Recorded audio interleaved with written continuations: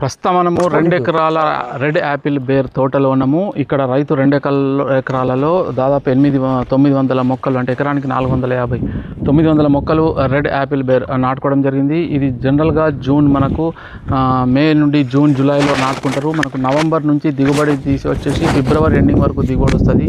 దాదాపు ఈ పంటలో మనకు పెట్టుబడిని కొంత చాలా తక్కువగా ఉంటుంది. ముఖ్యంగా మార్కెటింగ్ అనేది మీకు ఒకవేళ అవకాశం ఉంటే, మార్కెటింగ్ ఇబ్బంది లేదుంటే ఈ పంటను సాగు చేసుకోవచ్చు. ఇందులో కూడా డిఫరెంట్ వెరైటీలు ఉంటాయి. రెడ్ యాపిల్ బేరు వీరు దాదాపు నవంబర్ నుంచి కటింగ్ స్టార్ట్ అయితే ఇప్పటి వరకు ఒక 5 టన్నుల దిగుబడి తీసుకోవడం జరిగింది. ఈ 5 టన్నుల దిగుబడికి ఒక టన్నుకు వచ్చేసి వీళ్ళు 60 రూపాయలు 70 రూపాయలు వీళ్ళు లోకల్గా వీరే స్వయంగా అమ్మడం వల్ల ఒక 100 రూపాయలు కూడా ఆ రేటు దొరకడం జరిగింది. కాబట్టి ఈ రెడ్ యాపిల్ బేర్ అనేది రైతుకు చాలా పెట్టుబడి తక్కువ, మనకు వర్క్ పనితనం కూడా తక్కువ.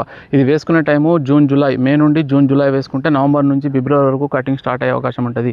మార్కెట్లో కనుక ఈ రెడ్ యాపిల్ బేరు మీరు అమ్మగలిగే అవకాశం ఉంటే మాత్రము ఈ పంట రైతులు సాగు చేసుకోవచ్చు.